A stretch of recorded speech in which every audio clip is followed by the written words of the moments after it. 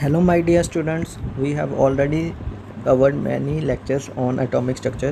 So बेटा ये हमने स्पेशल लेक्चर सीरीज़ स्टार्ट की हुई है जिसमें हम topic wise on demand discussion करते हैं। आज के डिस्कशन का टॉपिक है रदरफोर्ड्स एटॉमिक मॉडल।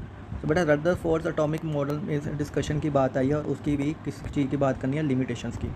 सो बेटा बेसिकली लिमिटेशंस को पढ़ने से पहले हम इन शॉर्ट रदरफोर्ड के मॉडल के ब्रीफ पॉइंट्स मैं बता देता हूँ, फिर हम उसकी लिमिटेशंस के ऊपर आते हैं। So let's start our video. बेटा हमने रदरफोर्ड्स मॉडल ऑलरेडी कर रखा है।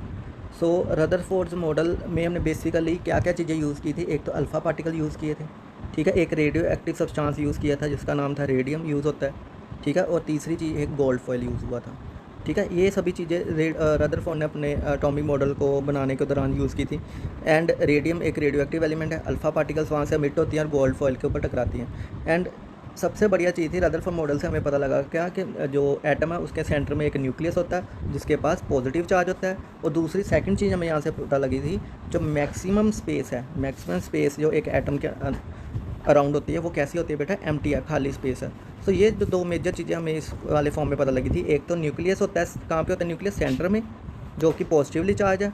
और एक क्या पता लगा कि एक क्या मैक्सिमम स्पेस जो होती है वो इसमें क्या होती है, एम्प्टी स्पेस होती है। हम इसके ड्रॉबैक्स की बात करते हैं।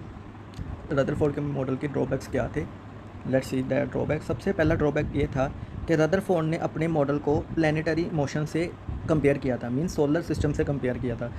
जैसे सोलर सिस्टम में सेंटर में सन होता है, वैसे ही वो मान के चले थे कि एक जो एटॉमिक मॉडल होता है, रदरफोर्ड का मॉडल था, उसके सेंटर में क्या होता है, न्यूक्लियस होता है जिसमें प्रोटॉन्स होते हैं। सेकंड चीज़ वो मान के चले थे कि जैसे planets revolve around the sun in fixed orbits, वैसे ही electrons revolve around the nucleus in fixed orbits.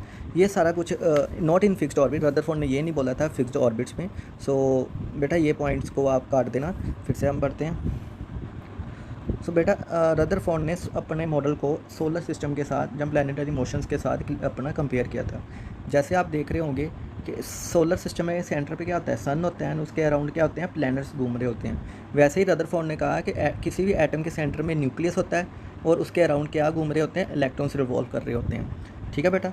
सो बेटा जब हम सोलर सिस्टम की बात करें और उसमें फोर्स ऑफ ग्रेविटेशनल फोर्स का फॉर्मूला देखें, वो क्या होता है, force of gravitation G is gravitational constant m1 into m2 by are square. m1 m2 आप मान सकते हो, सपोज कर लो m1 is mass of sun and m2 is mass of any planet, ठीक है। So by R square, R is the distance between sun and the planet whose mass is m2, ठीक है। उसका फॉर्मूला ग्रेविटेशन फोर्स का formula ये आता था। वैसे ही जब हमने कंपेयर किया एटम को और उसके इलेक्ट्रॉन्स का, तब उसकी एक कूलोम्बिक फोर्स का फॉर्मूला होता है, वो के is the constant and Q1 मान लो कि चार्ज ऑन न्यूक्लियस है and Q2 is charge on electron. So Q1 into Q2 divide by are square. R क्या है बेटा, distance between nucleus and outermost electron, जिसका चार्ज Q2 हम consider कर रहे हैं। सो बेटा ये तो उनका ये ऐसे इन्होंने अपना एक कंपैरिजन सेट किया था। पर हम अगर ध्यान से देखें, एक सोलर सिस्टम में जो हम मास m1 m2 कंसीडर, m1 किसका था, सन का, m2 किसी प्लैनेट का होगा।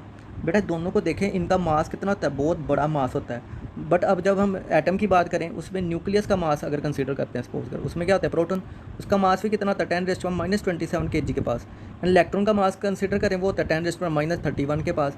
इससे बेटा क्या पता चल रहा है कि जो इन्होंने कंपैरिजन किया एटम का, उसमें मास बहुत ज़्यादा स्मॉल है, वेयर एज जब हम सोलर सिस्टम में प्लैनेट्स एंड सन का मास देते हैं वो बहुत बड़ा होता है। अच्छा प्लैनेट्स जो होते हैं बेटा वो क्या होते हैं, न्यूट्रल होते हैं। वेयरएस जो इलेक्ट्रॉन्स होते हैं अगर देखा जाए वो क्या होते हैं, नेगेटिवली चार्ज होते हैं। बेटा जब हम इन्होंने कंपेयर किया, ये तो उन्होंने फिर कंपैरिजन दो डिफरेंट चीज़ों में कर दिया और उन कंपैरिजन्स में काफ़ी ज़्यादा डिफरेंसेस आ रहे हैं। मींस प्लैनेट्स जो होते हैं लार्ज होते हैं, बट जो हम इलेक्ट्रॉन्स एंड प्रोटॉन देखते हैं वो तो स्मॉल होते हैं।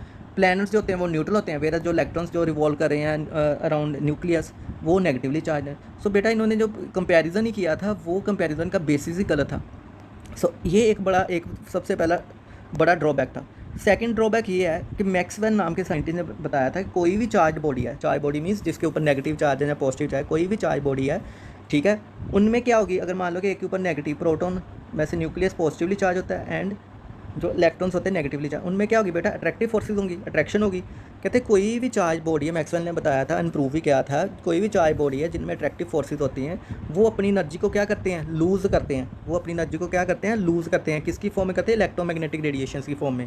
फिर से बोलते हैं कोई भी चार्ज बॉडी है जिनमें भी अट्रैक्टिव फोर्सेज होते हैं वो क्या करते हैं, अपनी एनर्जी को लूज़ करते हैं, मीन्स अमिट करते हैं। किसकी फॉर्म में, इलेक्ट्रोमैग्नेटिक रेडिएशन की फॉर्म में। जैसे फॉर एग्जाम्पल यहाँ पे इलेक्ट्रॉन्स हैं, इलेक्ट्रॉन्स क्या होते हैं, वो भी चार्ज हैं, और बीच में अपना प्रोटॉन्स हैं, मतलब न्यूक्लियस है, वो भी चार्ज है। उनमें अट्रैक्टिव फोर्सेज होंगी, वो एनर्जी लूज़ करेगी। और जब जब वो एनर्जी लूज़ करेगी, इलेक्ट्रॉन क्या करेगा, धीरे धीरे धीरे धीरे न्यूक्लियस के पास आता जाएगा, वो धीरे धीरे न्यूक्लियस के क्लोज आता जाएगा। फाइनली इलेक्ट्रॉन कहाँ पे फॉल कर जाएगा, न्यूक्लियस के अंदर, और एटम क्या कर जाएगा बेटा, एटम ब्लास्ट कर जाएगा, मीन्स कोलैप्स कर जाएगा, एटम खत्म हो जाएगा। सो बेटा अगर ऐसे हो गया तो फिर तो कोई इस यूनिवर्स में चीज़ एग्जिस्ट ही नहीं करनी चाहिए थी, कोई चीज़ हो ही नहीं सकती थी। बट ऐसा होता नहीं है, यूनिवर्स में सभी चीज़ें एग्जिस्ट करती हैं। इट मीन्स ये चीज़ गलत थी, मीन्स जो रदरफोर्ड का मॉडल था वो चीज़ इसको एक्सप्लेन नहीं कर पा रहा था। बस सेकंड ड्रॉबैक को याद रखना, कभी जब भी कोई चार्ज बॉडी होगी वो एनर्जी लूज़ करेगी। जैसे कि इलेक्ट्रॉन को एनर्जी लूज़ करते हैं, धीरे धीरे वो क्या किस में फॉल कर जाते हैं, न्यूक्लियस में, एंड एटम क्या हो जाएगा, कोलैप्स हो जाएगा। पर इन रियलिटी ऐसा नहीं होता। इट मीन्स रदरफोर्ड ने जो अजम्पशंस की थी वो क्या थी, गलत थी। थर्ड सबसे जो बड़ा ड्रॉबैक है रदरफोर्ड का, does not give any information regarding the structure of atom. इन्होंने ज़्यादा डिटेल में स्ट्रक्चर ऑफ एटम के बारे में इन्फॉर्मेशन हमें नहीं दी थी। इन्होंने बस बताया था कि एक न्यूक्लियस है जो सेंटर में होता है, पॉजिटिवली चार्ज होता है। सेकंड ये चीज़ बताई थी मैक्सिमम स्पेस एम्प्टी, पर उनका अरेंजमेंट के बारे में ज़्यादा इन्होंने कमेंट नहीं किया था। सो बेटा ये थे सभी लिमिटेशन। फर्स्ट लिमिटेशन जो कंपैरिजन के ऊपर था, जो इनका कंपैरिजन ही गलत है। सेकंड लिमिटेशन इज़ दैट धीरे धीरे जो इलेक्ट्रॉन है न्यूक्लियस के बीच में जाके फॉल कर जाएंगे, ठीक है, क्योंकि जो कोई भी रिवॉल्विंग चार्ज बॉडी है, अट्रैक्टिव फोर्सेज है, उनमें वो एनर्जी लूज़ करती रहती है। थर्ड इन्होंने स्ट्रक्चर ऑफ एटम के बारे में ज़्यादा डिटेल में बात नहीं की थी। सो बेटा this was all about the limitations और drawbacks of Rutherford's model. So till then next video जब तक आएगी, आप अपना ध्यान रखें and be safe in this corona time, and please like subscribe the channel and keep supporting. Thank you.